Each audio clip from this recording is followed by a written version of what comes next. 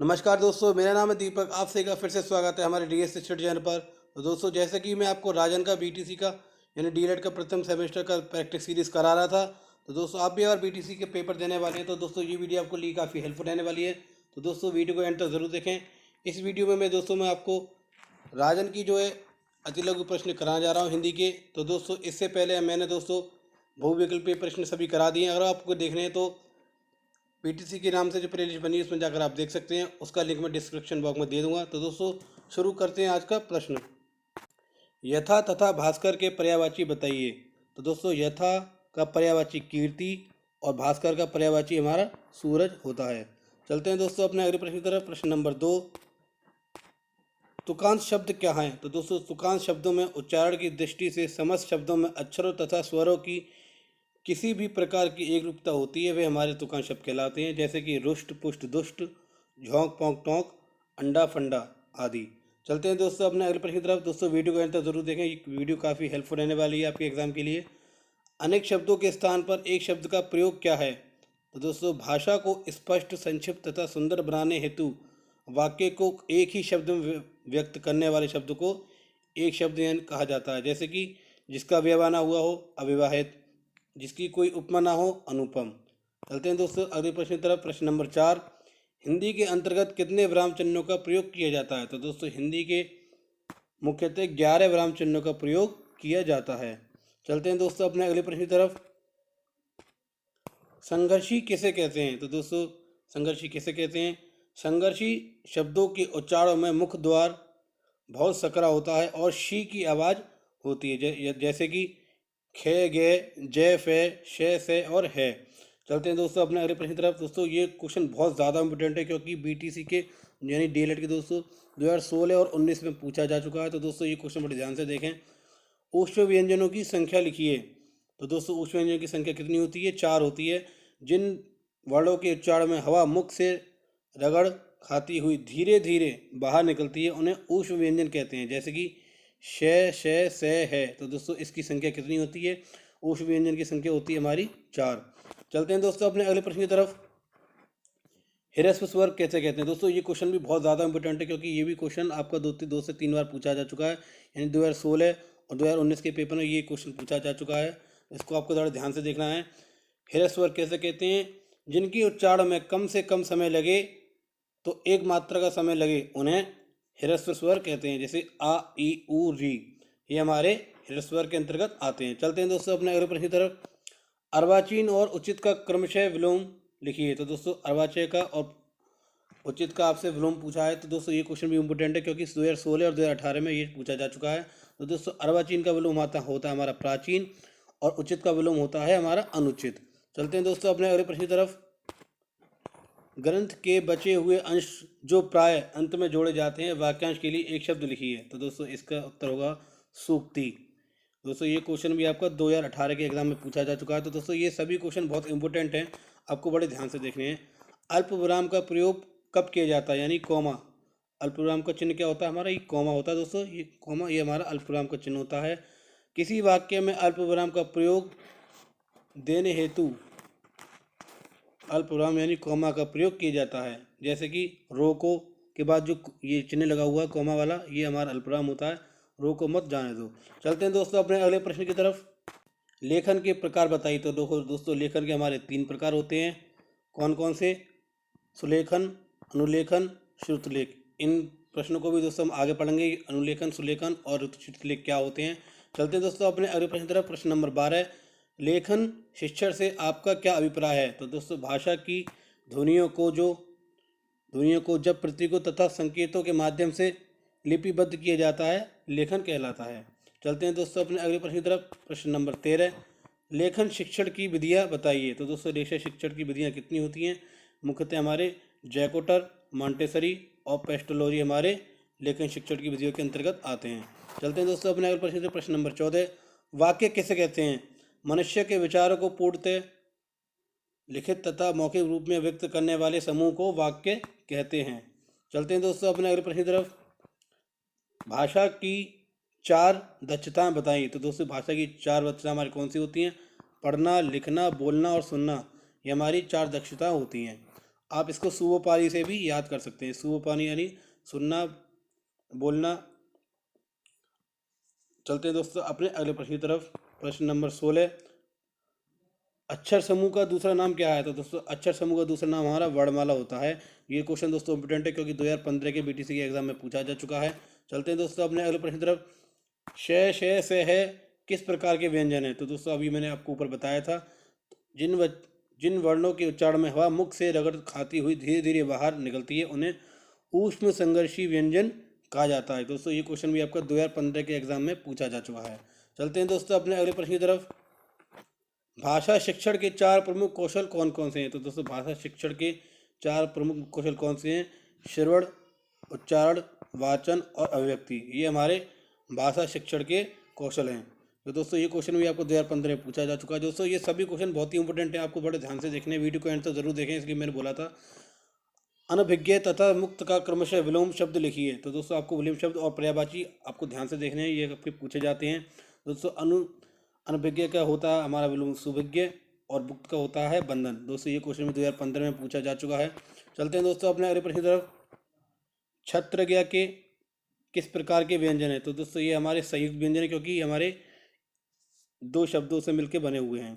ये क्वेश्चन दोस्तों 2015 में पूछा जा चुका है। चलते हैं दोस्तों अपने अगले प्रश्न की तरफ।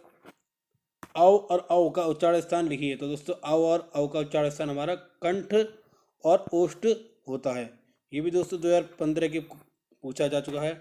अब चलते हैं दोस्तों अगले प्रश्न की तरफ। दोस्तों ये क्वेश्चन बहुत ही ज़्यादा इंपॉर्टेंट है क्योंकि ये क्वेश्चन 2 से 2 बार पूछा जा चुका है। 2016 और 2018 के एग्जाम में आपसे कई बार पूछा गया है। यह रे ले वे किस प्रकार के व्यंजन है? तो दोस्तों ये रे ले वे हमारे अंतस्थ व्यंजन के अंतर्गत आते हैं। तो दोस्तों ये क्वेश्चन आपके टेट में भी पूछे जा चुके हैं। तो दोस्तों चलते हैं दोस्तों अपने अगले प्रश्न की तरफ। प्रश्न नंबर 23, अनुस्वार कैसे कहते हैं? अनुस्वार के उच्चारण में वायु नाक से निकलती है और उच्चारण झटके के साथ होता है, जैसे कि ठंडा, कंचन, जंगल इत्यादि। तो दोस्तों ये क्वेश्चन भी आपका 2016 में पूछा जा चुका है। तो दोस्तों ये आपको ध्यान से देखना है। चलते हैं दोस्तों अपने अगले प्रश्न की तरफ। प्रश्न नंबर 24, लिपि कैसे कहते हैं? तो दोस्तों भाषा को लिखने की विधि, तो दोस्तों भाषा को लिखने की विधि जो होती है उसे हम लिपि कहते हैं, अथवा मुख से उच्चारित ध्वनियों को लिखने में जो ध्वनि चिन्ह विशिष्ट रूप से निर्धारित होते हैं उन्हें लिपि कहते हैं। तो दोस्तों ये क्वेश्चन आपको 2016 के एग्जाम में पूछा गया था, ये आपको ध्यान देखना। चलते हैं दोस्तों अपने प्रश्न तरफ। प्रश्न नंबर 25, लेखन शिक्षण की कोई 2 विशेषताएं बताइए। तो दोस्तों लेखन शिक्षण की कोई 2 विशेषताएं हमारे अक्षर शब्द वाक्यों को स्पष्ट स्वरूप प्रदान करना और व्याकरण एवं वर्तनी की दृष्टि से शुद्धता, ये हमारे लेखन शिक्षण की विशेषता है। चलते हैं दोस्तों अपने अगले प्रश्न की तरफ। एक सफल भाषा शिक्षक में कौन कौन से गुण होने चाहिए? ये दोस्तों एक सफल भाषा शिक्षक में कौन कौन से गुण होने चाहिए? तो दोस्तों एक सफल भाषा शिक्षक के गुण हमारे क्या होते हैं? शिक्षक लेखन में निपुण हो, भाषा का पूर्ण ज्ञान हो, प्रवाह में वक्ता हो और शिक्षक का उच्चारण शुद्ध होना चाहिए। ये सभी हमारे भाषा शिक्षक के गुण होते हैं। चलते हैं दोस्तों अपने अगले प्रश्न की तरफ। वाक्य को परिभाषित कीजिए। तो दोस्तों वाक्य में भाव को अभिव्यक्त करने की क्षमता ही हमारी वाक्य कहलाती है। चलते हैं दोस्तों अपने अगले प्रश्न की तरफ। वाक्यों के अंतर्गत आवश्यक तत्व कौन कौन से होते हैं? तो दोस्तों वाक्य के अंतर्गत हमारे आकांक्षा, योग्यता, 3 आवश्यक तत्व होते हैं। चलते हैं दोस्तों अपने अगले प्रश्न की तरफ।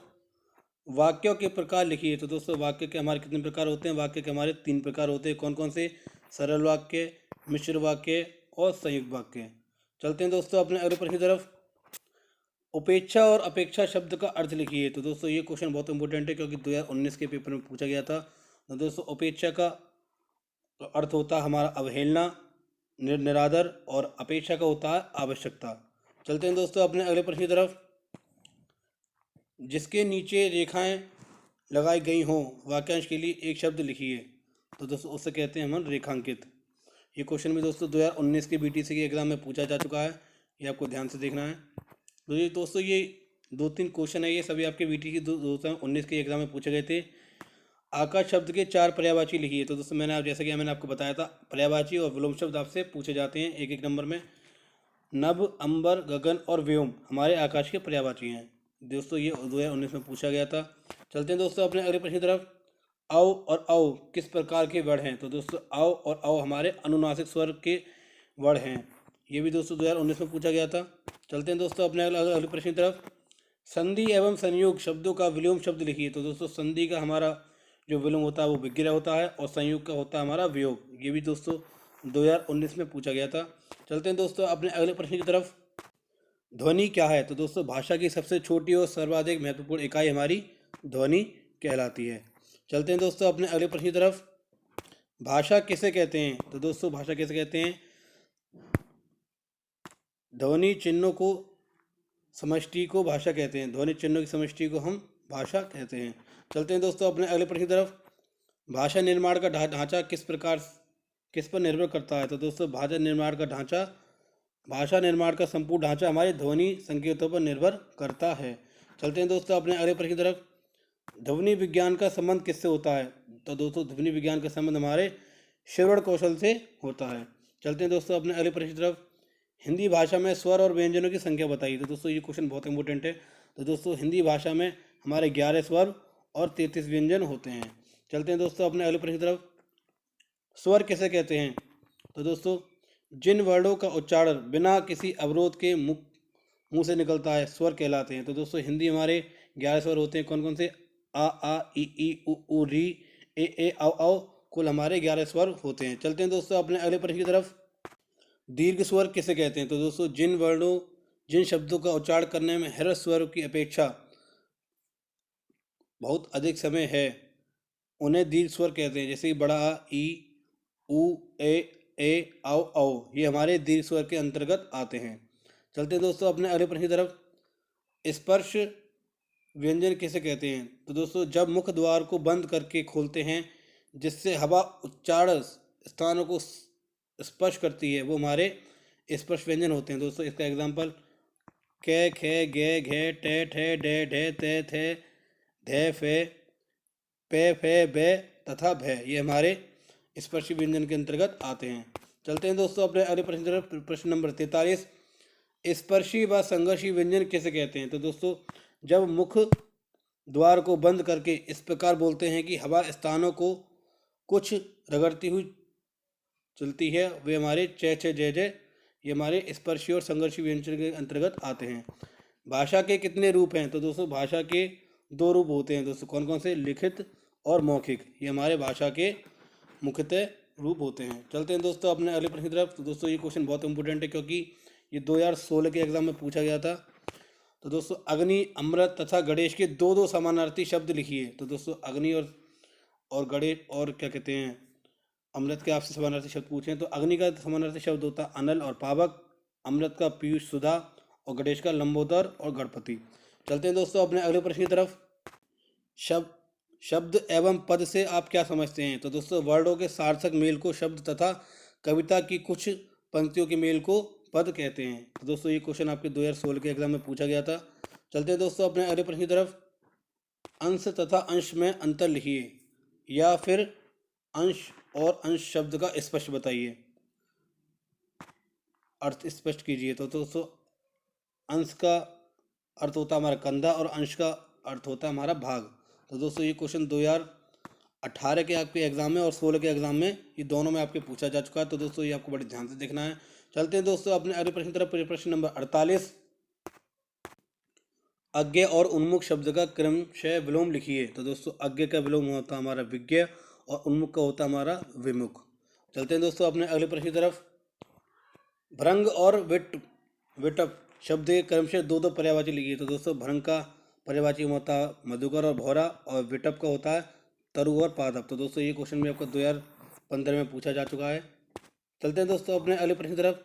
श्रुतिलेख का उद्देश्य है। तो दोस्तों या फिर श्रुतिलेख का अर्थ एवं महत्व बताइए। दोस्तों ये क्वेश्चन आपका इतना इंपॉर्टेंट है क्योंकि 2000 BTC के जो 2 बार पेपर हुए थे उसमें 2 बार पूछा जा चुका है और 2018 के एग्जाम में भी आपसे ये अलग अलग तरीके से पूछा जा चुका। तो देखते दोस्तों इस क्वेश्चन को बड़ी ध्यान से देखना आपको।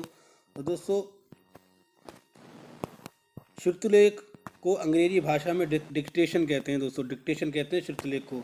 अध्यापक बच्चों को कक्षा 5 में ही शुल्क या श्रुतिलेख की शिक्षा देना शुरू कर दे तो अच्छा होगा। श्रुतिलेख सुनकर लिखा जाता है, शिक्षक बोलता जाता है और छात्र उसे लिखते जाते हैं। श्रुतिलेख का उद्देश्य शब्द तथा वाक्यों को दुरुस्त करना तथा लिखने में तीव्रता का विकास करना होता है। तो दोस्तों आप समझ गए होंगे श्रुतिलेख या डिक्टेशन क्या होता है। जैसे कि बच्चों को, छोटे बच्चों को जो बोले जाते हैं, ओलम बोली जाती है, वो हमारी डिक्टेशन यानी श्रुतिलेख के अंतर्गत आती है। तो दोस्तों ये क्वेश्चन आपको बड़े ध्यान से देखना है, क्योंकि ये क्वेश्चन दोस्तों आपको 3 बार पूछा जा चुका है। 2015 के 2 बार एग्जाम में और 2018 के एग्जाम में ये पूछा जा चुका है। चलते हैं दोस्तों अपने अगले प्रश्न की तरफ। क्षय वर्ण किसके योग से बना है? तो दोस्तों क्षय वर्ण हमारे क और क्षय के योग से बना है। दोस्तों ये क्वेश्चन 2016 में पूछा, 17 में पूछा जा चुका है। तो ये आपको बड़े ध्यान से देखना है। चलते हैं दोस्तों अपने अगले प्रश्न, प्रश्न नंबर 52। व्यंजन का अभिप्राय स्पष्ट कीजिए, या फिर व्यंजन कैसे कहते हैं। आपको दोनों तरीके से पूछा जा सकता है, क्योंकि 2017 में एग्जाम में ये पूछा जा चुका है। तो दोस्तों इसका उत्तर होगा, जिन वर्णों के उच्चारण में मुख से निकलने वाली वायु को मार्ग में विभिन्न अंगों से टकराने के कारण अवरोधता आती है, उन्हें व्यंजन कहते हैं। ये स्वर की मदद से उच्चारित होते हैं। तो दोस्तों ये आपकी हमारी व्यंजन की डेफिनेशन। चलते हैं दोस्तों अपने अगले प्रश्न की तरफ। हिंदी भाषा के कौशलों के नाम लिखिए। तो दोस्तों हिंदी भाषा कौशलों के नाम हमारे क्या होते हैं? तो दोस्तों सुनना, बोलना, पढ़ना और लिखना। ये दोस्तों मैंने आपको ऊपर कराया था। तो दोस्तों क्योंकि ये इंपॉर्टेंट क्वेश्चन है, ये 2-3 बार पूछा जा चुका है और 17 में भी आपसे पूछा गया है। चलते हैं दोस्तों अपने अगले प्रश्न की तरफ। प्रश्न नंबर 54। अनुनासिक किसे कहते हैं? तो दोस्तों जब मुख द्वार बंद करके खोला जाता है किंतु साथ ही नासिका विवर भी खुला रहता है। तो दोस्तों डें डें डें, ने और मैं, ये हमारे अनुनासिक वर्ड के अंतर्गत आते हैं। चलते हैं दोस्तों अपने अगले प्रश्न की तरफ। प्रश्न नंबर 55। पार्श्व किसे कहते हैं? तो दोस्तों इसमें मुख द्वार मध्य में बंद हो जाता है और हवा दोनों ओर से निकल जाती है, उसे हमारे पार्श्व कहते हैं। जैसे कि ले वर्ड हमारा पार्श्व शब्द के अंतर्गत आता है। चलते हैं दोस्तों अपने अगले प्रश्न की तरफ। लुंठित तथा लोड़ित किसे कहते हैं? तो दोस्तों लुंठित तथा लोड़ित शब्द किसे कहते हैं? इसमें मुख द्वार जीभ की नोक से शीघ्र ही बंद होता है और 2-3 बार खुला रहता है, ये हमारे लुंठित वर्ड के अंतर्गत आता है। तो रे हमारा लुंठित वर्ड के अंतर्गत आता है। चलते हैं दोस्तों अपने अगले प्रश्न की तरफ। अर्धस्वर किसे कहते हैं? दोस्तों अर्धस्वर किसे कहते हैं? इनको बोलने में मुख द्वार बहुत सकरा हो जाता है और हवा स्वर के समान मध्य से निकल जाती है, वो हमारे अर्धस्वर कहलाते हैं। जैसे कि ये और वे हमारे अर्धस्वर के अंतर्गत आते हैं। चलते हैं दोस्तों अपने अगले प्रश्न की तरफ। प्रश्न नंबर 58। अक्षर समूह का दूसरा नाम लिखिए। तो दोस्तों अक्षर समूह का दूसरा नाम हमारा वर्णमाला होता है। दोस्तों ये क्वेश्चन मैंने आपको ऊपर भी कराया था, ये आपको बड़े ध्यान से देखना है। चलते हैं दोस्तों अपने अगले प्रश्न की तरफ। देवनागरी लिपि की क्या विशेषता है? तो दोस्तों देवनागरी लिपि सुंदर एवं स्पष्ट है, हमारा मूल साहित्य इसी लिपि में संरक्षित है। चलते हैं दोस्तों अपने अगले प्रश्न, प्रश्न नंबर 60। भावों तथा विचारों के आदान प्रदान का माध्यम कौन सा है? तो दोस्तों भावों तथा और विचारों के आदान प्रदान का माध्यम हमारा भाषा होता है। चलते हैं दोस्तों अपने अगले प्रश्न की तरफ। मनोभावों को बोलकर प्रकट करने वाला कौन सा माध्यम है? तो दोस्तों मनोभावों को बोलकर व्यक्त करने वाला माध्यम हमारा मौखिक भाषा होता है। चलते हैं दोस्तों अपने अगले प्रश्न की तरफ। पढ़कर व लिखकर विचारों का आदान प्रदान किसके द्वारा किया जाता है? तो दोस्तों पढ़कर व लिखकर विचारों का आदान प्रदान हमारा लिखित भाषा के द्वारा किया जाता है। चलते हैं दोस्तों अपने अगले प्रश्न की तरफ। प्रश्न नंबर 63। भाषा कैसे कहते हैं? तो दोस्तों भाषा कैसे कहते हैं? लिखकर और बोलकर समझाने वाली बात भाषा कहलाती है। दोस्तों बहुत ही कॉमन क्वेश्चन है ये। अनेकार्थी शब्द कैसे कहते हैं? तो दोस्तों अनेकार्थी शब्द कैसे कहते हैं? भाषा के अंतर्गत अनेक शब्द ऐसे होते हैं जिनके एक से अधिक अर्थ होते हैं, वे शब्द अनेकार्थी शब्द कहलाते हैं। जैसे कल शब्द का अर्थ पिछला दिन, अगला दिन, शोर, मशीन, सुंदर आदि, ये हमारे अनेकार्थी शब्द के अंतर्गत आते हैं। चलते हैं दोस्तों अपने अगले प्रश्न की तरफ। तो दोस्तों ये क्वेश्चन बहुत इंपॉर्टेंट है, क्योंकि 2017 के एग्जाम में आपसे पूछा जा चुका है। तो दोस्तों पर्यायवाची या समानार्थी शब्द कैसे कहते हैं? या फिर आपसे ऐसे ही पूछा जा सकता है, समानार्थी शब्द कैसे कहते हैं? दोस्तों एक सा अर्थ व्यक्त करने वाले अनेक शब्द को समानार्थी या फिर पर्यायवाची शब्द कहते हैं। जैसे कि जल को नीर, वारी को पानी आदि नाम से जाना जाता है। चलते हैं दोस्तों अपने अगले प्रश्न की तरफ। कृष्ण का पर्यायवाची क्या है? तो दोस्तों कृष्ण का पर्यायवाची आपसे पूछा गया है। तो दोस्तों कृष्ण का पर्यायवाची हमारा जनार्दन होता है। चलते हैं दोस्तों आज के आखिरी प्रश्न की तरफ। विलोम शब्द कैसे कहते हैं? तो दोस्तों विपरीत अर्थ देने वाले शब्द को हम विलोम शब्द के अंतर्गत कहते हैं, यानी आते हैं। तो दोस्तों तो दोस्तों आशा करता हूँ आपको वीडियो अच्छी लगी होगी। दोस्तों अगर आपको वीडियो अच्छी लगी तो ज़्यादा से ज़्यादा लाइक करें, शेयर करें, और हमारे आप चैनल पर नए हैं तो DSHO चैनल को सब्सक्राइब करें, और दोस्तों बेल आइकन को ज़रूर दबाएं क्योंकि आने वाली जो भी वीडियो हैं वो आप तक पहुँच सकें। तब तक के लिए दोस्तों धन्यवाद, शुक्रिया, थैंक्स फॉर वॉचिंग।